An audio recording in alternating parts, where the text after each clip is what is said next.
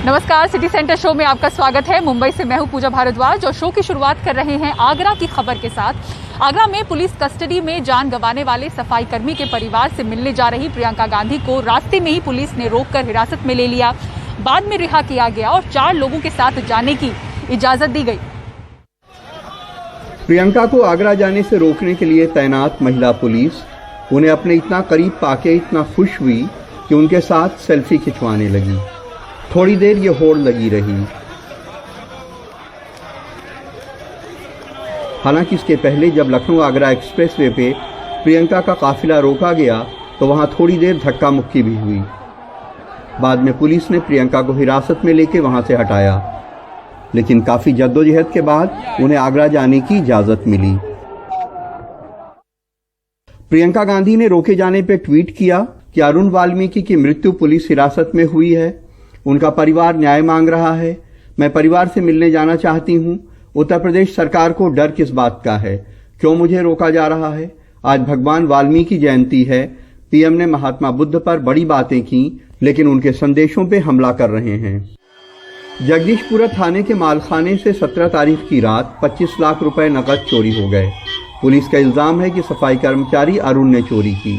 सवाल ये भी है कि इतने बड़े थाने में इतने पुलिस वालों की मौजूदगी में मालखाने के पहरे में रखे 25 लाख रुपए अरुण ने कैसे चुराए, कि पुलिस को भनक तक नहीं लगी। जो कर्मचारी जो बरामदी के लिए गया था उनमें एक इंस्पेक्टर, एक सब इंस्पेक्टर, 3 पुलिस कांस्टेबल का मैं तुरंत निलंबन करा दिया है और बाकी इंक्वायरी कमेटी एसपी ईस्ट के माध्यम से इंक्वायरी कमेटी भी सेट कर दिया। पूरा घटनाक्रम का क्या है, उल्टा सीधा बोल रहे हैं मुझसे 25 में धक्का देकर बाहर निकाल दिया। फिर क्या हुआ? फिर मेरे बच्चे को मार दिया ना। 25 लाख में 7 लाख में कहाँ चलाती। इस देश में पुलिस हिरासत में मौतें कोई नई बात नहीं है, लेकिन हर बार पुलिस हिरासत में मौत के बाद सिर्फ कुछ पुलिस वालों के ऊपर कार्रवाई कर देने से यह सिलसिला रुकने वाला नहीं है। इसके लिए पुलिस के पूरे ट्रेनिंग सिस्टम को बदलने की जरूरत है। आगरा में नसीम और लखनऊ में कैमरामैन राजेश गुप्ता के साथ कमाल खान, एनडीटीवी इंडिया। और दिल्ली की सीमाओं पर बैठे किसानों को हटाने की याचिका पर सुप्रीम कोर्ट में कल सुनवाई होनी है। इससे पहले की सुनवाई में सुप्रीम कोर्ट ने 43 किसानों को नोटिस भेजकर पार्टी बनाया था और सुनवाई से पहले कोशिश है किसानों की कि ज्यादा से ज्यादा तादाद में उनके जत्थे दिल्ली बॉर्डर पर पहुंचे। जो किसानों से टकराएगा चूर चूर हो जाएगा। जो किसानों से टकराएगा चूर चूर हो जाएगा। 62 साल के जगदीश आर्या पानीपत के किसान। हमारी एकता जिंदाबाद जिंदाबाद जिंदाबाद। सुप्रीम कोर्ट में दिल्ली की सीमाओं पर बैठे किसानों को हटाकर हाईवे खुलवाने की याचिका पर गुरुवार को सुनवाई होनी है, तो उससे पहले जगदीश धान की अपनी खड़ी फसल छोड़कर अपने साथियों के साथ सिंघू बॉर्डर पहुंच गए हैं। हम हरियाणा से पानीपत डिस्ट्रिक्ट से आ रहे हैं। कितने ट्रॉली लेके आ रहे हैं? हमारे 4 गाड़ियां लेकर आ रहे हैं। सरकार ये मत मानो कि ये थक गए।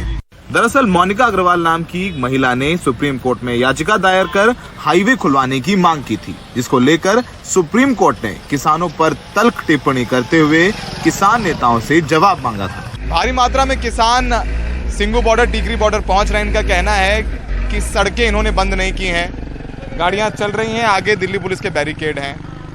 अगर सुप्रीम कोर्ट आदेश देता है कि ये सड़क खाली कराई जाए तो प्रशासन के सामने बहुत बड़ी चुनौती होगी, क्योंकि किसानों का कहना है कि वो अपना खून दे देंगे, जान दे देंगे, लेकिन तीनों कृषि कानून रद्द करा करके जाएंगे।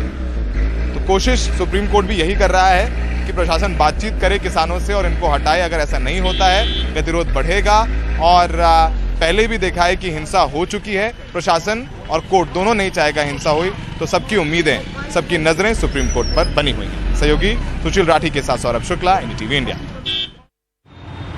और शाहरुख खान के बेटे आर्यन खान को राहत नहीं मिल पाई है। अभी वो जेल में ही रहेंगे। मुंबई के सेशंस कोर्ट की एनडीपीएस अदालत ने उनकी जमानत याचिका खारिज कर दी है।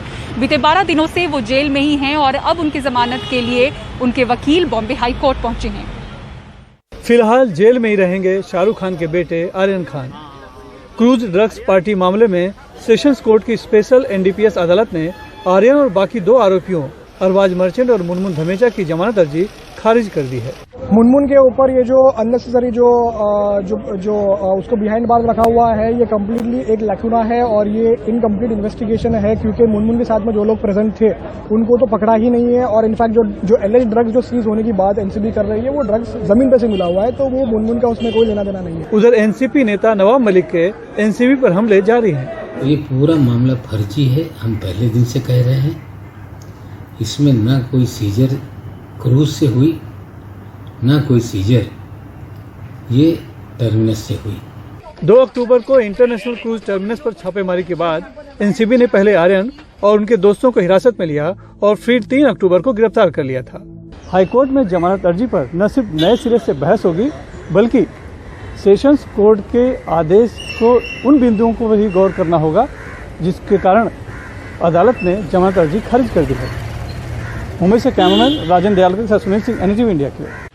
और उत्तराखंड बाढ़ त्रासदी में किस तरह से जान और माल का बड़ा नुकसान हुआ है, तस्वीरें और पूरी खबर आपको दिखाएंगे एक ब्रेक के बाद। बने रहिए सिटी सेंटर शो के साथ। और अब आइए बात करते हैं उत्तराखंड की, जहां की बाढ़ त्रासदी में जान और माल का बड़ा नुकसान हुआ है।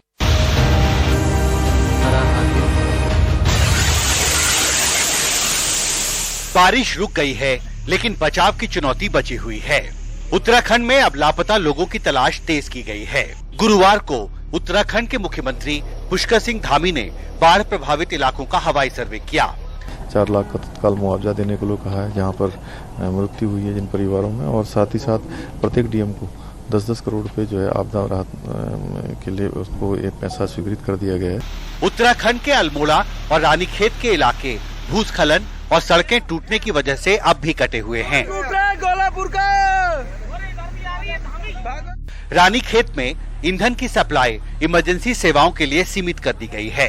उत्तराखंड के बाढ़ प्रभावित इलाकों में फिलहाल बारिश काफी कम हो गई है और इन सैटेलाइट इमेजेस में आप देख सकते हैं कि उत्तराखंड के आसपास के जो इलाके हैं वहां पर क्लाउड मास लगभग खत्म हो चुका है। लेकिन 18 अक्टूबर और 19 अक्टूबर के बीच जो 24 घंटे भारी बारिश हुई है उत्तराखंड के अलग अलग इलाकों में, उसमें सबसे ज्यादा नुकसान कुमाऊं क्षेत्र में हुआ है। नुकसान नैनीताल और आसपास के इलाकों में काफी ज्यादा हुआ है और इस वजह से करीब 4000 गांवों में जो बिजली थी वो ठप हो गई थी। बाढ़ प्रभावित दुर्गम इलाकों में सैकड़ों पर्यटक फंसे हुए हैं, जिन्हें निकालने का काम जारी है। दिल्ली से कैमरामैन जोसेफ के साथ हिमांशु शेखर, एनडीटीवी इंडिया। और सिटी सेंटर शो में फिलहाल इतना ही। मुंबई के सीएसटी से पूरी टीम को दीजिए इजाजत। खबरों के लिए देखते रहें एनडीटीवी इंडिया। नमस्कार।